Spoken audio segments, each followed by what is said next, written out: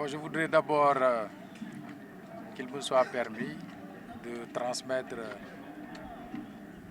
mes souhaits de bonne fête de l'indépendance à toute la population de la région de Ziguinchor et particulièrement aux forces de défense et de sécurité qui nous ont gratifié ce matin de cette belle prestation.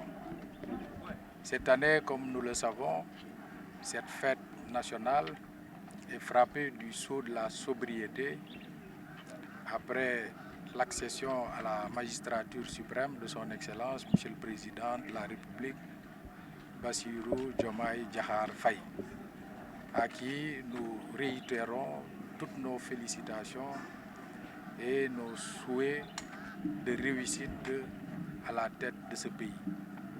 Cette année, le thème de cette commémoration est les forces de défense et de sécurité au cœur de la cohésion nationale.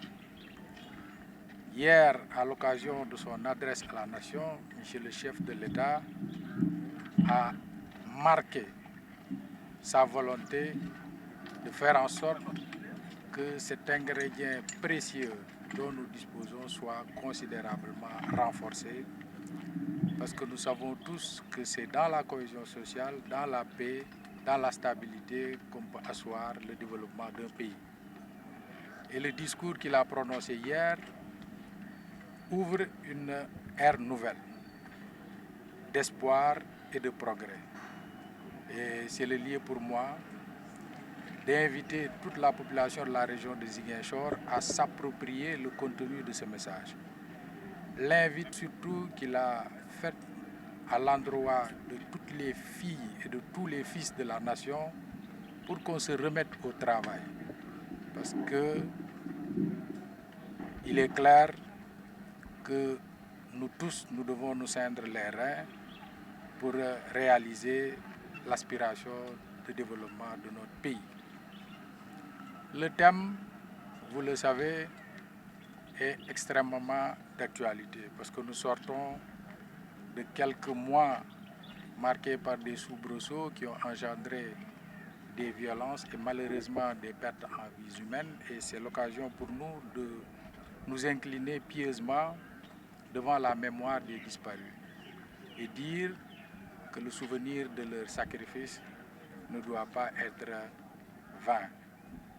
Ici, dans la région de Ziguinchor, les défis restent encore immenses.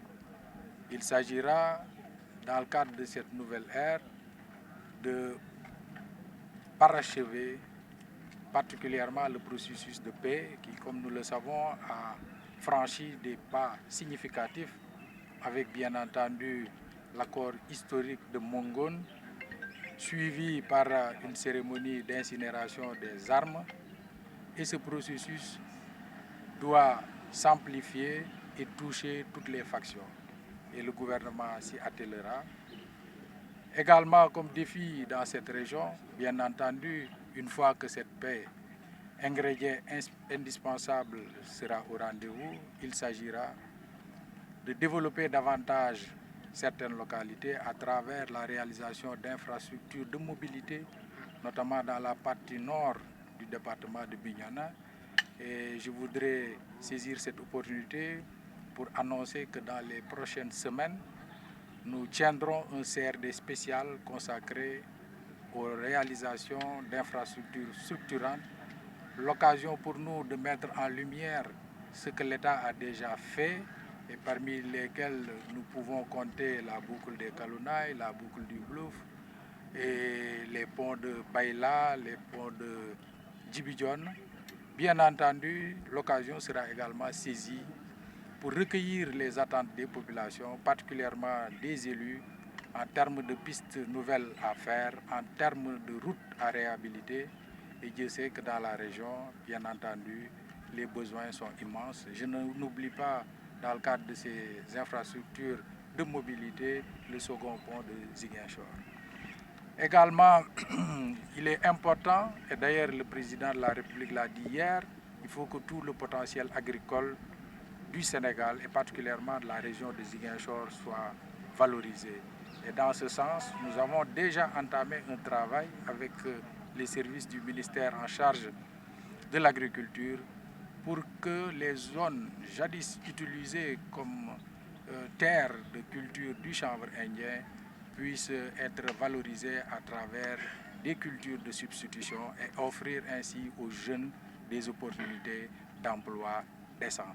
Et bien évidemment, cela passe par le renforcement de l'équipement agricole, cela passe par la récupération des terres salées.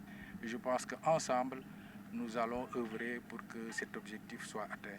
Dans les défis, bien évidemment, nous devons également compter la lutte inlassable que nous devons mener contre toutes les formes de trafic.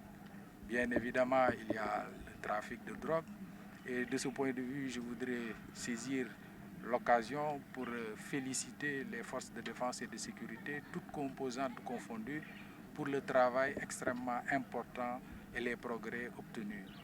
Et également, toujours dans le cadre de ces défis, il y a la protection de la nature et de notre biodiversité. Nous savons tous que la coupe du bois se poursuit toujours. Je pense que c'est un fléau qui mérite d'être combattu parce que nous sommes en train de vivre de plein fouet les conséquences de cette déforestation. Et d'ailleurs, dans les défis, il y a nécessairement l'impérieuse lutte contre l'avancée du trait de côte qui, comme nous le savons, est en train de menacer dangereusement des infrastructures vitales dans le cadre économique. Je pense notamment au quai de pêche de Kafountine et d'autres localités qui sont menacées par l'érosion côtière. Je voudrais également profiter de cette occasion pour inviter la jeunesse, force vive de notre région, à se remobiliser, à se remettre au travail et surtout à développer un esprit citoyen. Parce que ce pays nous appartient, cette région nous appartient tous et nous tous, nous devons œuvrer pour sa sauvegarde, pour son progrès économique. Je voudrais enfin prier le bon Dieu pour que les personnes qui étaient là l'année dernière avec nous, célébrant cette fête nationale et qui ont été arrachés à notre affection, que Dieu puisse les accueillir dans son paradis éternel et que la paix et la concorde continuent à régner dans cette belle région naturelle et généreuse qu'est celle de Ziguinchor et de façon générale dans l'ensemble du pays.